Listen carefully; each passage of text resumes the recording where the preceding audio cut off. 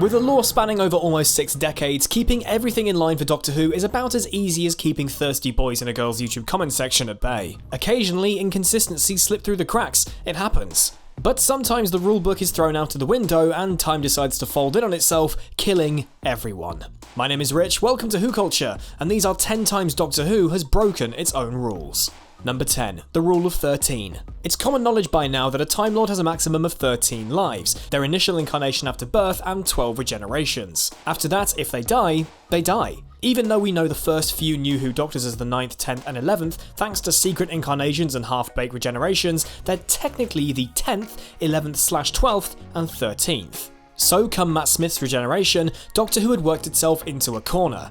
His 11th/13th Doctor can't regenerate, until he can. The Time Lord squeeze a Deus Ex Machina through a crack in the sky, and the Doctor can regenerate another 12 times. Doctors 12 and 13, or 14 and 15 come as a result of this, and the Timeless Children can just piss off for the moment. The Master also managed this feat too, but did it via becoming goop, not through a Deus Ex Machina. Blimey, if this is number 10, let's see what else we've got. Number 9. Fake regenerations. David Tennant's 10th Doctor half regenerated back in Journey's End, but that still counted as one of his 12, as we've already discussed. However, we've seen the Doctor use actual regeneration energy to heal either themselves or others, Davros in The Witch's Familiar for example, and River Song has done the same for her future husband too. He also faked a regeneration in The Lie of the Land, but even though they've mentioned they'd lose an arm or a leg down the line, none of these minor regeneration glimpses have yet come back to haunt the Doctor. So if minor injuries or fake outs can use regeneration effects without using up a go at life, why don't we see them more? Regeneration energy has been used as a weapon in the past, look at Matt Smith nuking a Dalek ship in the time of the Doctor, so why doesn't the Time Lord fire regeneration energy from his hands like they're flipping Iron Man?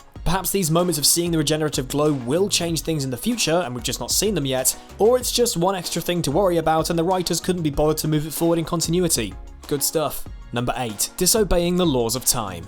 Fixed points are fixed. You can't change them. Even changing the most minor of things, time and punishment from The Simpsons here again please, can have major ramifications for the future. Come the final specials of the 10th Doctor, David Tennant found himself stuck in a fixed point in time during the waters of Mars that he knew he shouldn't mess with.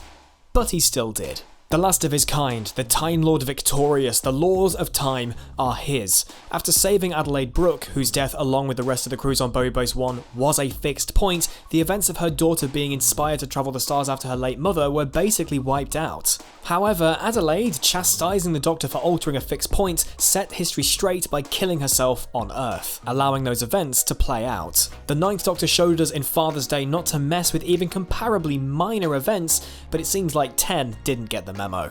Number 7. Inconsistent Angels. 2007's Blink introduced the Weeping Angels as a terrifying and powerful threat. Zapping people back in time to feed on the energy of the life they would have lived, whilst moving lightning fast when not being observed, produced a truly brilliant, iconic episode. Of course, their popularity led to their resurgence, and their 2 subsequent headlining stories led to some strange inconsistencies. The Time of Angels and Flesh and Stone introduced the concept of an image of an angel becoming an angel, though other images of angels, including those seen in Blink, didn't. The Statue of Liberty, one of the most photographed structures on Earth and also a weeping angel, didn't have copies of it spring to life off New York postcards all over the world either. Also introduced late was the idea of being infected with angel-itis when looking directly into one's eyes. We definitely saw some human angel staring competitions in Blink, but once more, nothing came of it. It's been partially explained that the angels in Blink weren't at their full potential, apparently.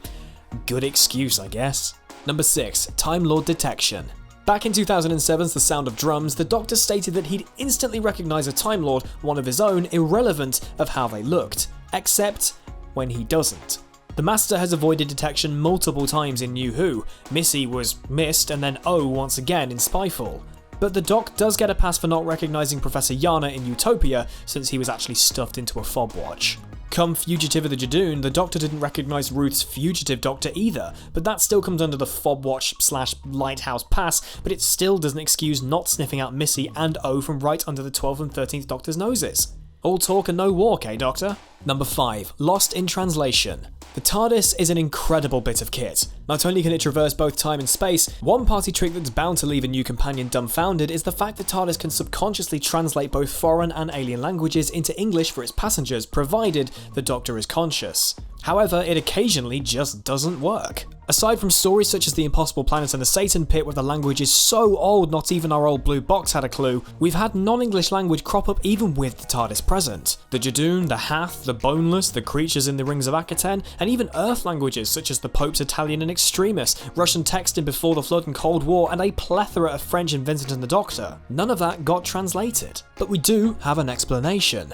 According to former showrunners Russell T Davies and Stephen Moffat, the TARDIS simply picked and chose whether to translate based on plot convenience. Problem solved. Now I guess I can sleep at night. Number 4. Crossing timelines. As the Ghostbusters said, don't cross the streams. But if you're a Time Lord, screw it, I guess. New Who's earliest example of ballsing things up was in Series 1's Father's Day, where Rose saved her doomed daddy from death by dangerous driving and brought about a hefty paradox in the process. However, these don't touch anything rules don't seem to apply to Kazran Sardak or Amy Pond, who met themselves, or even the Doctor themselves on multiple occasions. The 3, 5 and 2 Doctors, Day of the Doctor and to some extent Fugitive of the Jadoon, sees multiple incarnations of the Time Lord party down without adhering to time and relative dimensional distancing. Same goes for the Master in The World Enough and Time when the Doctor falls. They even manage to dance and kill each other. While we've previously covered the Reapers not showing up at every opportunity in previous videos, it's incredible how much these pesky Time Lords can get away with.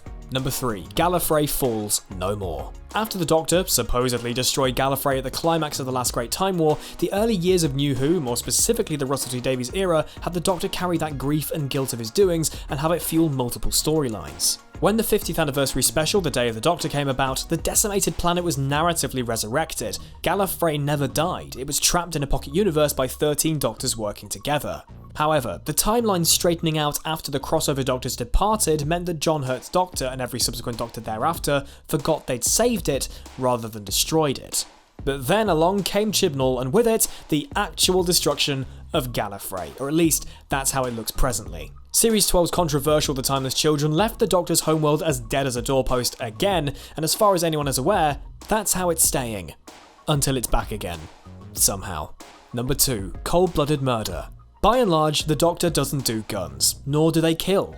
Unless they do, which happens occasionally. The 10th Doctor was staunchly anti-gun right up until he was pushed to his very edge in The End of Time Part 2, but he still didn't pull the trigger. However, come 2015's Hellbent, the 12th Doctor, hellbent on saving Clara, murders the Gallifreyan general we saw in Day of the Doctor in cold blood. Though being a Time Lord, the General does get through what the Doctor refers to as Gallifreyan man flu, it doesn't take away from the fact the Doctor point blank shot a guy, even if he checked which regeneration he was on.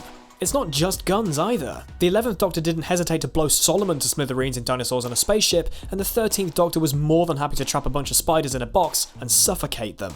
Though we're still not sure just who she is yet, the Fugitive Doctor has a thing for guns too. If Ruth is definitely a part of the Doctor's timeline, that anti-gun, anti-kill things mantra is straight out of the window. Number 1. Killing a TARDIS. TARDISes are truly remarkable, we've already discussed this. Races would level entire planets to get their hands on one, and since Gallifrey has been deaded twice, they're about as easy to get hold of as an RTX 30 series graphics card. A joke for all you PC nerds out there. One of the only survivors of Gallifrey's second destruction was the TARDIS house seen again in Revolution of the Daleks, but it wasn't long until the Doctor fancied using it as a trap for the SAS Daleks, luring them inside and sentencing the thing to implode. After the events of The Doctor's Wife, Journey to the Centre of the TARDIS, and arguably all of Doctor Who prior, we know a TARDIS to be a sentient machine. They're not built, they're grown. It's a living thing with feelings and a conscience, but Doctor 13 saw it as nothing but a little collateral damage in her plan to destroy the Daleks. If the Doctor had justified not having a use for it since she has her TARDIS and she wouldn't want a sparkling new machine ending up in the wrong hands, it might have made these murderous actions a little bit more understandable, but instead she nonchalantly murdered a beautiful blue box. Is there anything the Doctor won't do?